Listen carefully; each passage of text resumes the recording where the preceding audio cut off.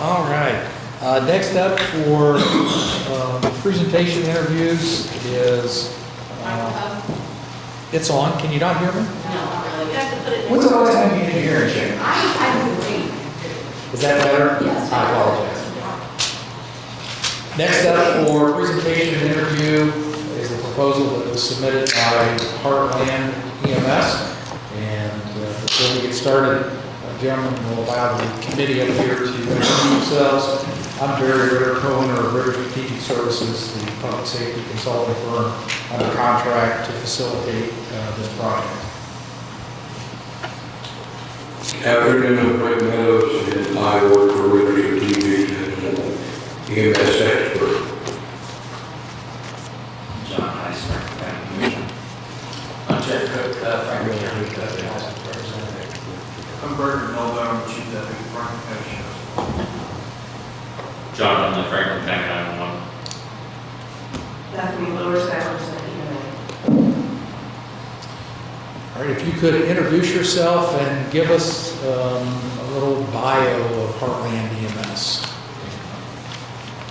You could do that Make again. sure you turn your microphone on, please. Okay.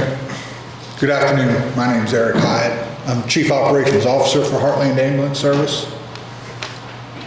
And Heartland Ambulance Service was started in 2020 in Muncie, Indiana. And 2010, yeah, sorry, 2010. And we've grown our business. We now have 9 stations throughout the state of Indiana. We're a sister company to Paramount Consulting Group out of Texas. And with that group, we have several 911 contracts, one of which is in the near the southern border of Texas and McAllen, which we run 8 trucks, MICU units 24/7 in that community. We currently have a contract in place in Lawrence, Indiana, where we run 1 ALS ambulance 24/7 for them. And recently, we had a contract for about 2.5 years with the city of Muncie, Indiana, while they developed their program. So for that period of time, we provided ALS service to that community. We do transports primarily now. The rest of our company just does non-emergent transports for IU Health, community, St. Vincent's, and a lot of the nursing facilities out of the state of Indiana.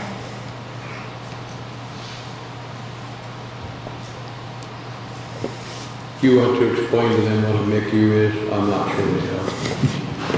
Yeah, I'm sorry. A MICU is a specialized unit that transports critically care patients. The state of Indiana doesn't technically have that designation. They allow paramedic services to provide that level of care to patients, but in other states, they divide that up, and MICU is a critical, it's ICU unit on wheels.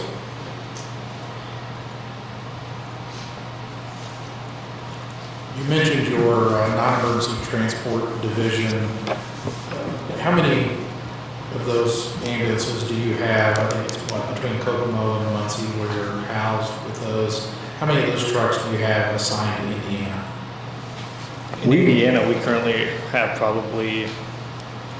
I run about 15 a day, 15 to 18, depending on my staffing on a given day, and I have about 30 ambulances in the state of Indiana. Thank you. In our research, am I any understanding that in this day and age when it's hard to get ambulances, that you actually have a division somewhere in the United States that you have ambulances that you're building or getting in, is that correct? We do through Paramount EMS Consulting Group, which is our kind of our holding company. We, one of the partners has close ties to Southwest Ambulance Sales, which is in outside the Dallas, Texas area. So we do all of our remounts and things like that at Southwest Ambulance Sales. So we do have the ability to get ambulances and things like that quicker. We actually sold the ambulances to Delaware County when they started our the city of Muncie when they set it up their services and things like that, because we were able to get them quicker. Then we also keep them on rotation, so I think we got 2 of the new ones in already. I have 2 more slated to come between January and February. Those timelines are kind of iffy on the dates, but between January and February, we should have 2 new units coming, and those will be allocated to Indiana as well. Okay, thank you. In the specifications, it allowed for bid alternative 1 and bid alternative 2. If you could just give a brief overview of the 2 bid alternatives that you submitted. One was paramedic, the other was advanced EMT basic. Well, they're both ALS level, just to different degrees. Can you get closer to Yeah, your sorry, so they're both ALS level, they're just both to different degrees. I'll start it off here, and then on the technical, I'll let Eric step in as he's the paramedic. So the first option, which I might have a flip-flop, but the first option, which is 2 ALS ambulances and 1 ALS chase, would be 2 advanced life support units and then a chase vehicle staffed with a paramedic. So on the advanced life support units, on each ambulance, there would be 1 paramedic and 1 EMT. On the 2 BLS, 1 ALS chase, the 2 BLS units are basic life support units that would be staffed with 1 EMT and 1 vehicle operator, or driver for lack of better terms, and 1 EMT. The ALS chase would be the same as the first scenario. It would be an ALS chase vehicle, a Ford F-150, that's staffed with a paramedic and all the appropriate equipment.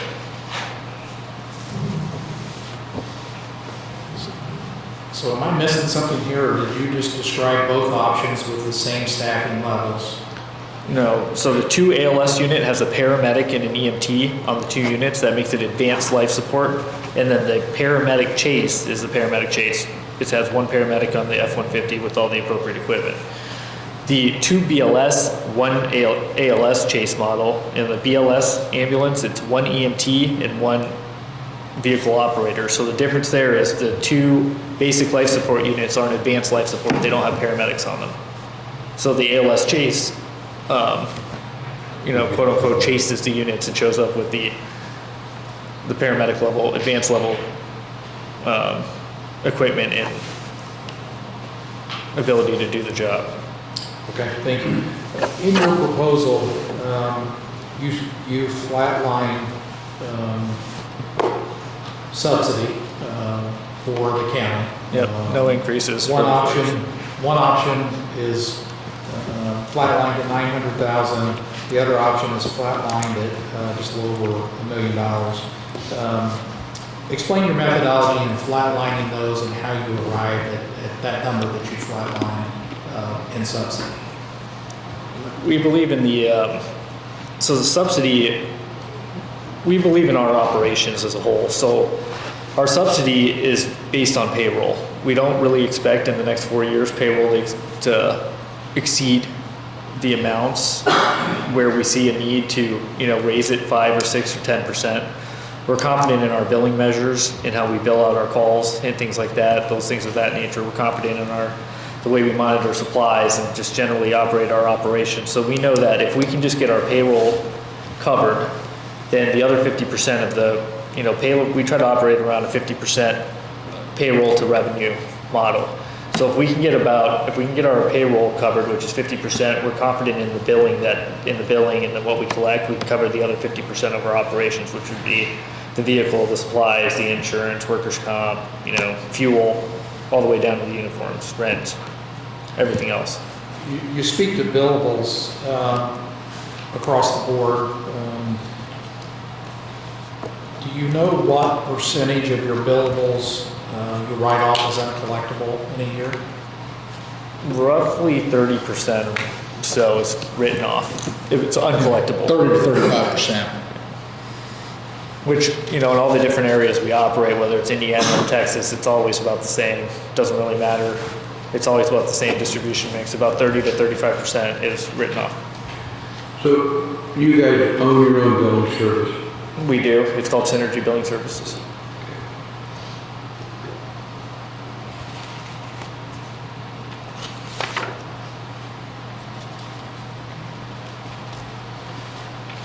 How many total employees would you devote to Franklin County and work at each station throughout the county? Well, that's a very good question. It would require at least 20 to operate 2 ambulances and a chase unit. So, and that mix depends on whether they're all full-time or we have a mix of part-time in there. So I'd say 20 to 25 might be that number. The location we don't have yet. We haven't spent a great deal of time identifying that location until such time as we've been awarded the contract. But driving around in your county, I feel like we have to have one on the west side and one on this side of the county to meet those timelines.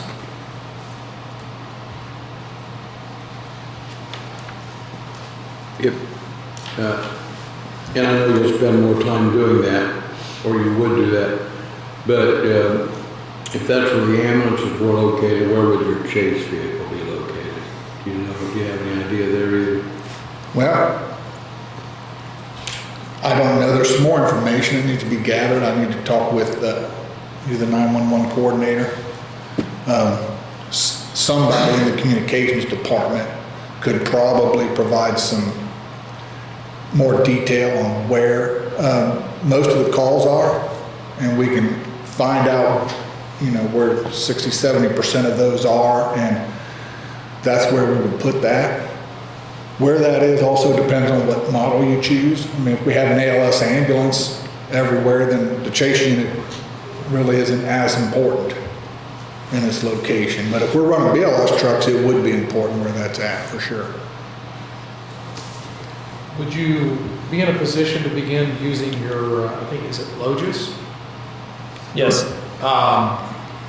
Is that pre-built artificial intelligence that you would use from existing data to develop a baseline? Well, we wouldn't have any existing data from the county, right? So where the calls come from, what Eric was trying to illustrate is kind of the heat mapping.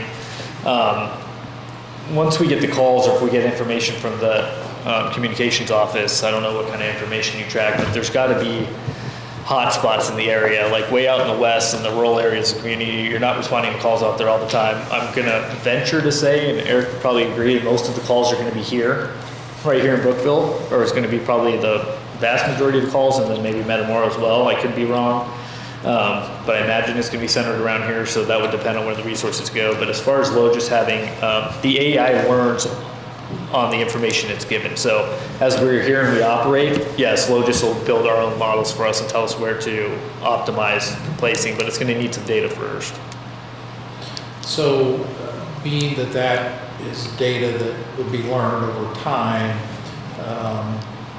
if you were a successful vendor, what would your plan be for housing and staging equipment and personnel in Franklin County day one? Well, day one first, you know, if awarded, the information would be good sooner rather than later, given the time frames. But yeah, you know, we'd have to find a place to house the ambulances. Like Eric said, I think after driving it today and the other time I was here, I think, yes, it does make sense that we need to probably have 2 locations to split it. That's the only way you're going to make the response times. To be honest, the county's just way too big. It's too hard to traverse. And it is kind of awkward. Like today, when we went, I was asking him, you know, how much is lights and sirens really going to cut this off? But you get in a situation where somebody's in front of you and there's nowhere to even pull over. They can't pull over anywhere, so there's nothing you can do. The lights and sirens aren't helping you, so it is what it is. So yeah, definitely 2 locations. And then the chase really, on day one, you know, Eric and he, I guess just using our, you know, within our organization, we have a vast knowledge of EMS services. You know, Eric's been an EMT firefighter for 40 years.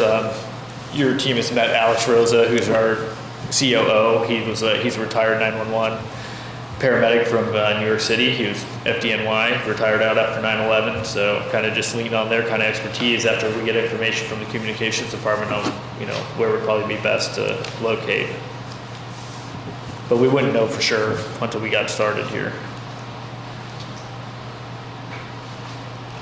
What type of radio or paging system do you utilize currently for your runs?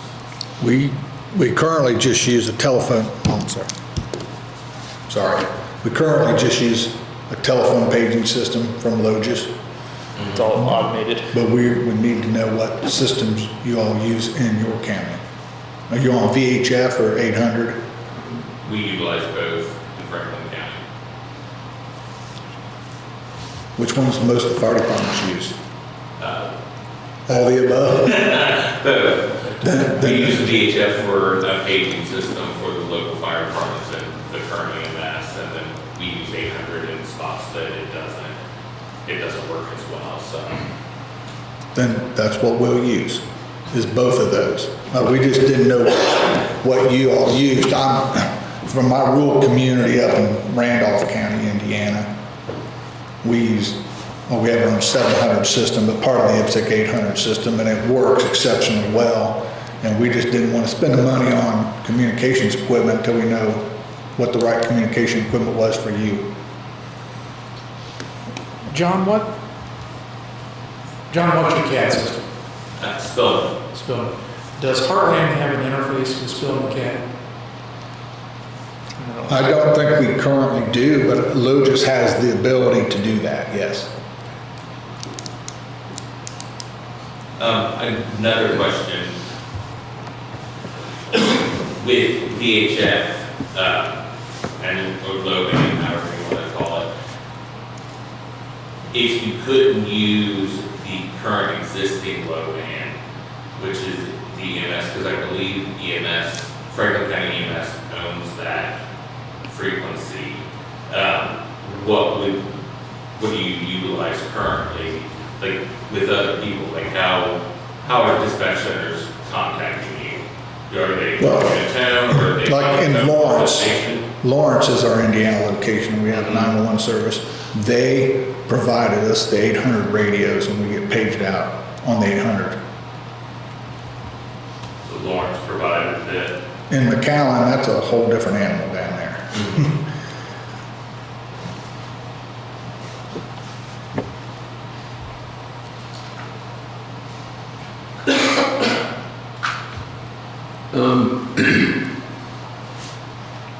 It's one thing for it to be November and December in lovely Franklin County, and it's another thing in May and June and July because somebody dug a big hole.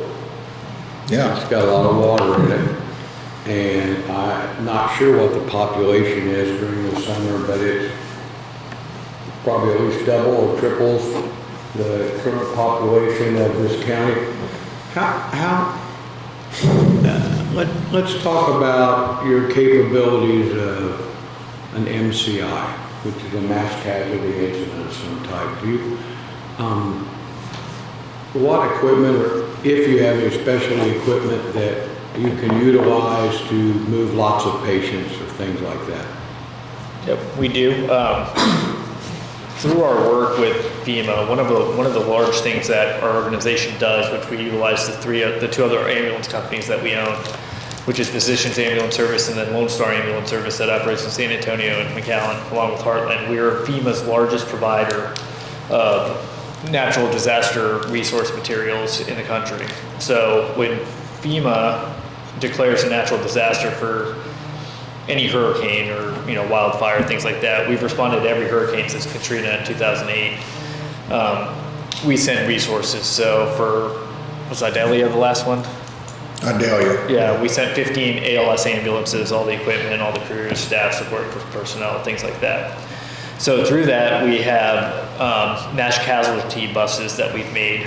We have a wheelchair or ambulatory bus that can hold 10 wheelchairs and 15 ambulatory, I think, at one time. And then the stretcher, we have a stretcher bus, which could be a fully functional ALS ambulance. It is certified by the state, and that holds 15 stretcher patients, or 10. I think it'll hold 15, but if it were ALS, it'd have to be like 10. 10. So 10 ALS patients, because there's room for 10 monitors that are rigged up in there.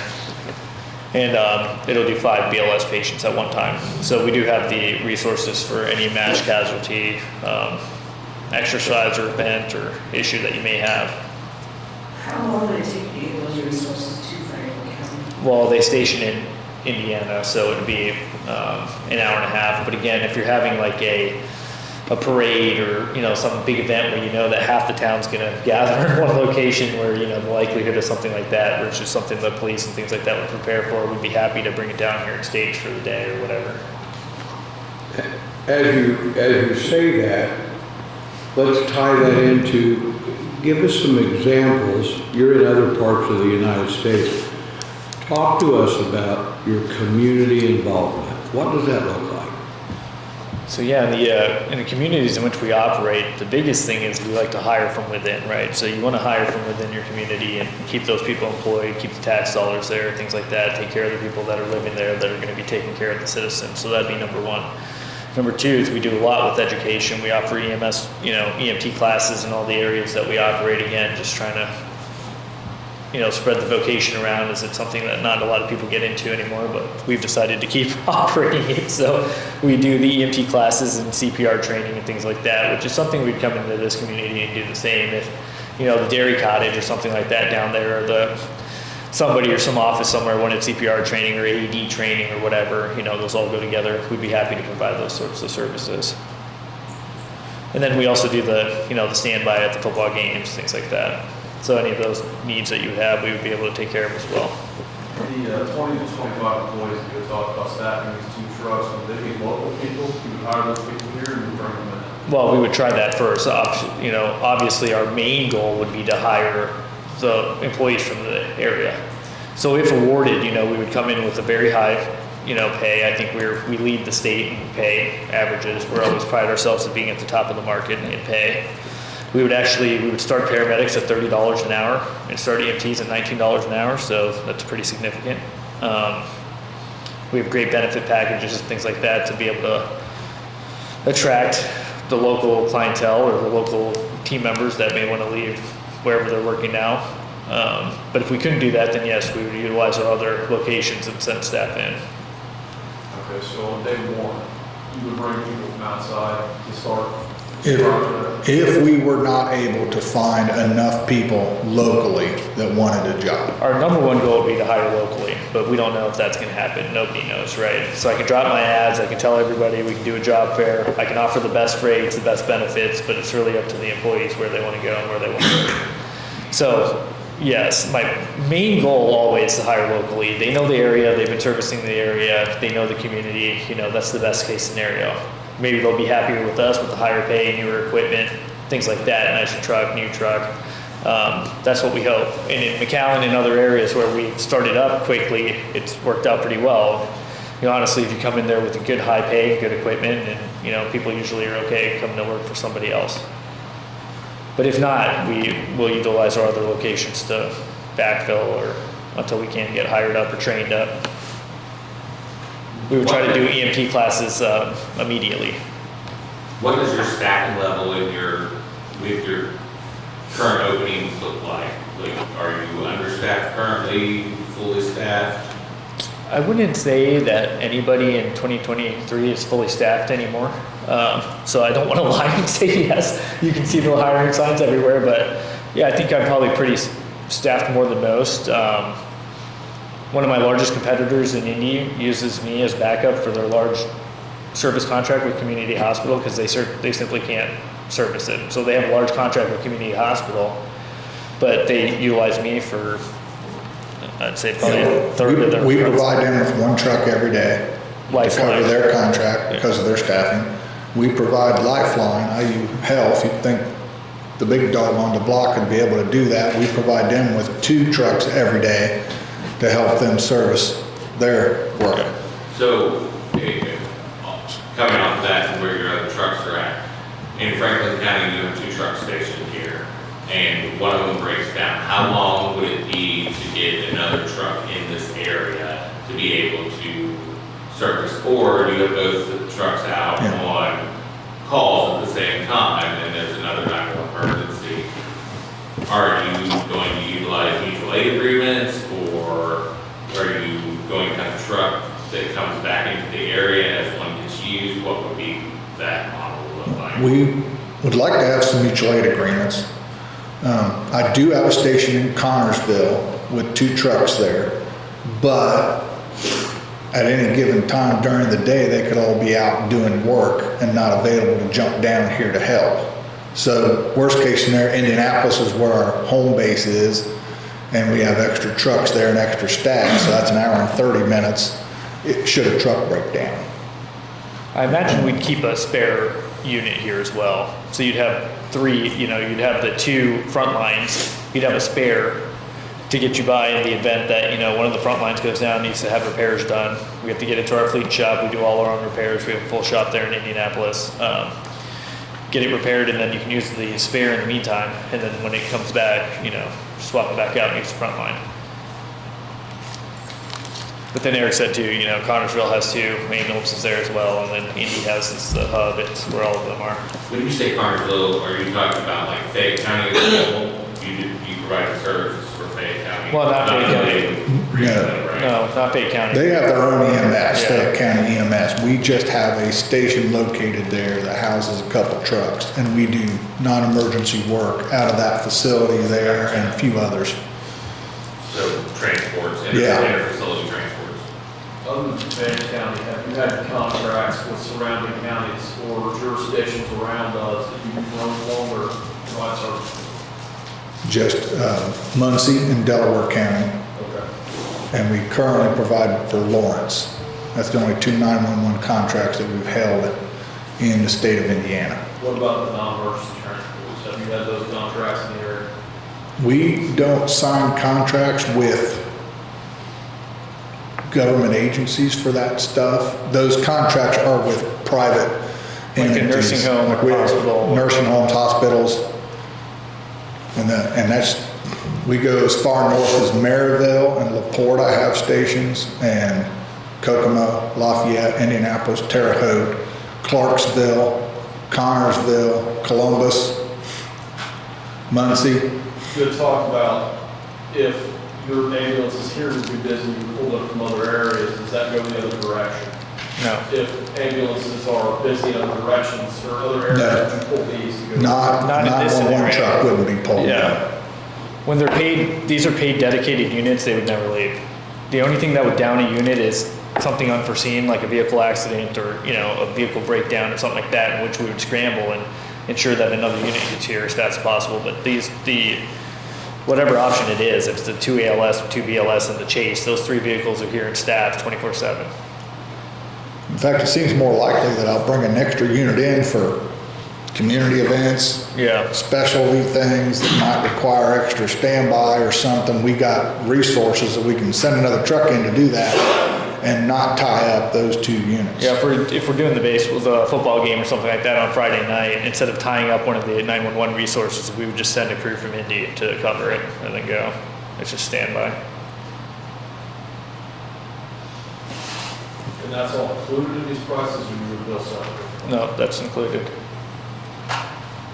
The pricing here is just basically covers the payroll for the two ambulances, and that's all we're looking for in the stipend.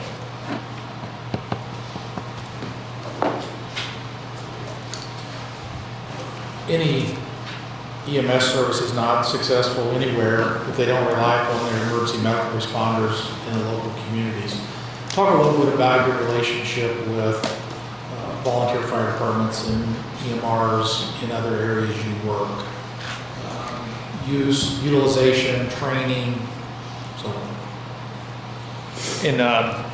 In McAllen, we do utilize the first responders and things like that. We have the same agreement with them that seems to be more and more written into these county contracts is the sharing of supplies and things like that, which we do have technology that allows for us to, efficiently manage that. We have vending machines, or quote unquote, that we call them. So they'd be able to go into our offices or wherever those things are set up, and they'd be able to go in there and get the supplies they need, and then it's all tracked from a PIN number and things like that, so we can make sure we're not wasteful with supplies and just doing our due diligence and things like that. And then as far as training and stuff like that, all the EMRs and whatnot would be welcome to come do additional training and things like that, because you need the first responders out there when you just can't respond.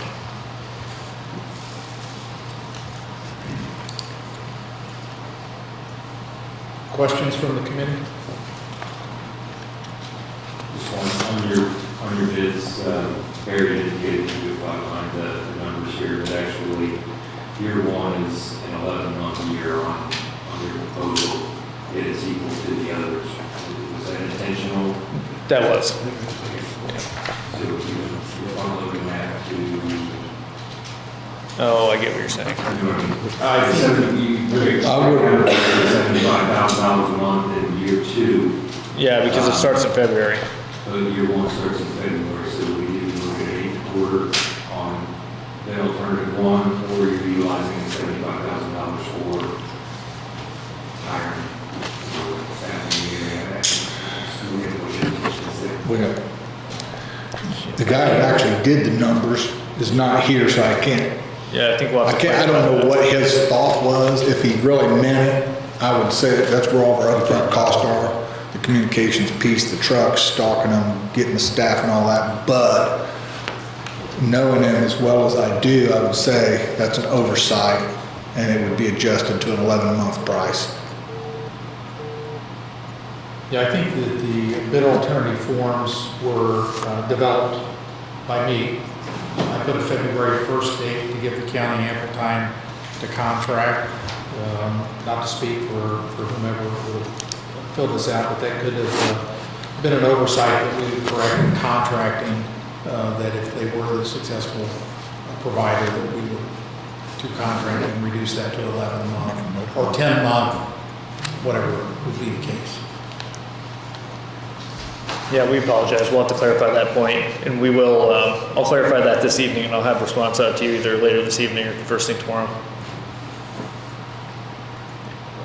Inmate transfers to hospitals. Do you require law enforcement to be in the ambulance with you? Or? That's the best thing about ALS. Do you? You'll have medical. That's entirely up to you. We do work for Miami Correctional up in Kokomo. They do require that a guard accompanies them the entire time. So that's entirely up to your organization. If they're non-violent, we would take them without that.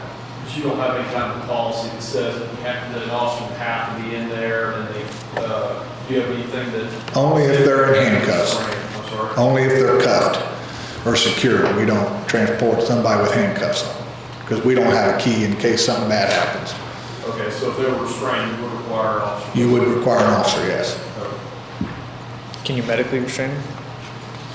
No. With our committee, we have a lot of committee meetings, we've done committee events. How would you guys do it kind of, your company spearhead and be on board with us, working with us? To make sure that you guys have the resources that we need. Well, we're going to have a local supervisor that's going to be responsible for the entire contract down here, and that would be the point person.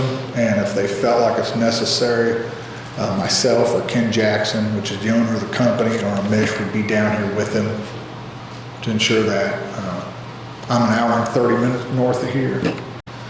I fully understand that. They probably didn't tell you that. I'm the public safety director for the community of Union City, Indiana, and Union City, Ohio, which is our neighbor. So I'm perfectly aware of all the community events, and y'all have an uptick in the summer as people that will require some additional resources probably. But we have them to offer, for sure.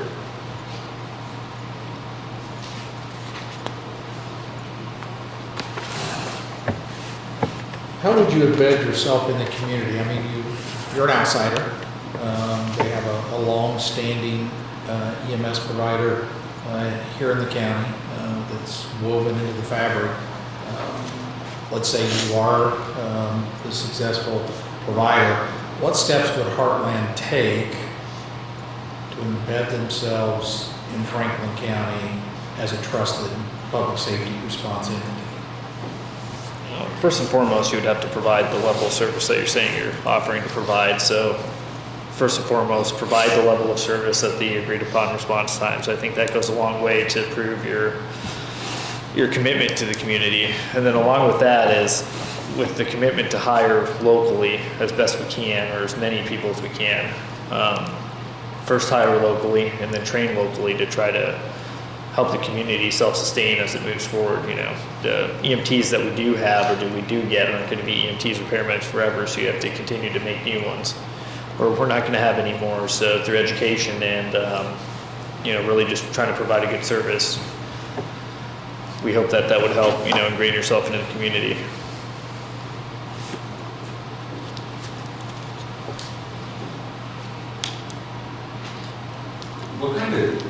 What kind of schedules do you guys use for staff? Are you do 8s, 12s, 24s? Sounds like all of them, but this would Well, A combination of all, or? It's really a staffing question, and we do use 24, 48s in some of our other locations, but if that doesn't work for the existing personnel, then we can certainly change that. So there is some flexibility to that. But I would start, that's where I think I'd start, as a 24, 48, at least when you're working 24 hours. If somebody has a little bit of a drive into work, they're not coming in for 8 hours and driving all the way back. But If you have to use. if you hire local people though, they might prefer 8-hour shifts. I don't, never had that in EMS. I've done this a long time. Usually it's 12s or 24s.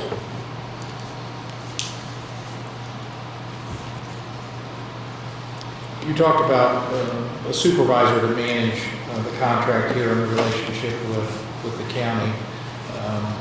And I think I probably know the answer to this, but would it be your intent to try and hire locally for that position as well?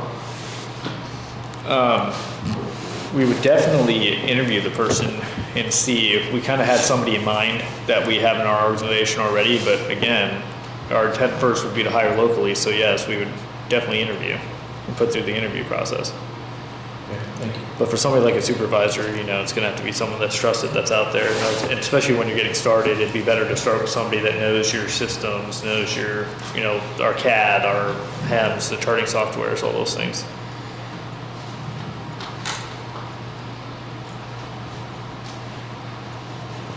Any other questions?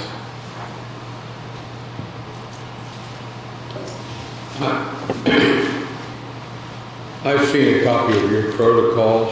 Who is your medical director again? Dr. Jan Cornlow from IU Bob Memorial Hospital. He's pretty much the medical director for everyone. And ours are very thick. Very progressive. Very progressive, made for rural communities like this. So.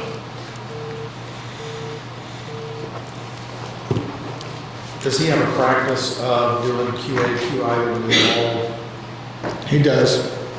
We have to send him a percentage of our calls every month, and then he does audit and reviews monthly with everybody, as well as that QA process.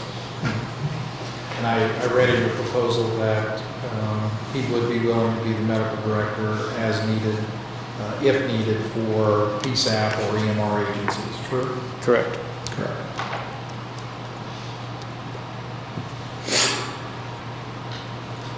Any other questions?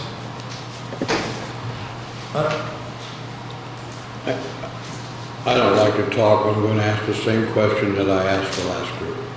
Because in my opinion, it was a very important question. Why do you want this contract in Franklin County? As we, you know, really as we got out of COVID here, our business is not the same. Okay, so the nursing homes, the hospitals, things like that, the interfacility transports just aren't where they were prior to COVID, and I don't think they're ever going to come back as the nursing home shift into providing more and more services on site, like having the dentist come in site, having the eye doctor come in site, and et cetera. So the IFT transports are dwindling. So the only way for us to keep growing and keeping all of our employees employed, we have, between the two companies, we pay close to 1,000 people every like 600 people every 2 weeks between all three companies. You know, to keep them employed and keep growing our company, the only way to do that is through 911 contracts. Additionally, you know, Brent, which you'll know this, in the state of Indiana for a long time, we've had very awful Medicaid reimbursement, which made it difficult to do some of this business. But just recently in July, I believe, we matched our Medicaid to our Medicare dollars, which is good. Huge. It's pretty big for us. So it's more financially feasible to offer these services at this time. Hence why we don't, that's another reason why we don't feel like we need to raise the stipend rates. The other thing is, through all that is just, it gives a sense of transparency. So we'll always be transparent with our services with the city. We have technologies that we have through our IT companies. We use EMS Anywhere and softwares like that, which we can give you a login to. It'll show you where the vehicles are at all times. You can run real live analytics as far as response times, wait times at the hospitals, things like that. At your fingertips, you can hang it up in the dispatch center if you like on the TV. But yeah, transparency is really important to what we want to do here, and then that's the other reason why we felt confident in our pricing, because when we're offering full transparency, there's, the pricing has transparency as well. So all you'd have to do is really take $30 an hour, $19 an hour, and make the units, and you'll come up to the 900,000 or the 1,051,000 in payroll. Thank you. Any other questions? This does not mean there will not be follow-up questions as the committee continues to review your proposal. If we have discussions, there may be additional questions that I will send to you and ask that you respond pretty timely with those answers. With that, do you have any questions of the committee? Now, as I understand it, timeline, the 13th was when you were going to decide. 13th I think in December. the specifications we originally talked about, and this is a tentative schedule in the specifications, was that it would be approved in January by commissioners. I don't expect us to miss that deadline by much, but the successful provider will know who it is because we will have been in contract negotiations. So we will know. With a start date of February 1st. So whoever wins will know before the 13th, because they'll be negotiating. Well, the recommendations were due to the commissioners on the 13th. Coming out of tonight in the interviews and the reference checks, depending on the responsiveness of the references back to the committee members, will determine if we hit that 13th date. But because of contractual obligations, we want to make sure that we're as close to that as we can. We understand there's holidays involved in there, so whoever the provider is, we will work with in contracting with the county, because you know that this is approved by commissioners, but it involves council as well with the funding mechanism. So we have certain meeting dates that we have to comply with both of those boards. I mean, that seems. That's a political answer, but we're going to do our best to adhere to the schedule. Right, clearly, the concern is the timeline from January, even the first week to February. And from a provider that's just moving in here to get those resources put together and to hire, to advertise and go through an interview process and hire people and get them ready to go in that short 3 weeks post a holiday is precedent. And part of the negotiation, and correct me if I'm wrong, Larry, but that can be part of the negotiation. We have a contract with our current provider that is a monthly contract. If we offer a new contract if we were to offer to a new provider, obviously we want to get them up and running as soon as possible, but we would need to negotiate what that date is, so we're not hard and fast anywhere. Okay. If you tell us that your quickest start date is April, we want to work with our current provider on the April timeline to get a new provider on the line. I think 30 days. Well, we will work diligently, and it really depends on, I don't know what your employment possibilities are in Franklin or surrounding areas. In McAllen, we put out an advertisement. We did one orientation, hired 50 people at one time, but that's a whole different market than it is in Indiana. That's not gonna happen up here, but I'd sure like to have local people. That makes all the difference in the world. Talk about being ingrained in the community. This is a small community. It's a small rural county. And if we can get those people to stay here and work, they help their community and they help us at the same time. I know there's quality people here that can do the job. If we struggle getting those jobs filled, we have a whole pool of people, including myself and Alex Rosa, who can come down here and work a day or two on top of my other 3 jobs. But we will make sure the contract gets filled. However, So then I need to ask this question, that in the event that you have to bring personnel to staff a truck, would the county ever encounter an issue where John's office gets called and he's told we're only gonna have 1 ambulance today because I don't have enough people? That would be a breach of contract, so I would say no. I'll cancel my other work to send a truck down here. Yeah. If it ever gets that way. We would have to cancel I have IFT 15 work. a day working. Yeah. So if I have to send 1 down here, we will, or 2. Okay, thank you. Any other questions? No, I think I saw you bring an ambulance with you? And we have a chase out here. We would get a new chase, but this is one of our, for all intents and purposes, it'll just be a newer model of this F-150 chase. So we'll do much like we did the other time, take a break, have an opportunity to go out, look at their equipment, and ask them any questions about their equipment, and then we'll, I don't know, we've got more time, so in the next 20, 25 minutes or so, we can reconvene in the Commissioner's office and prepare for the next provider.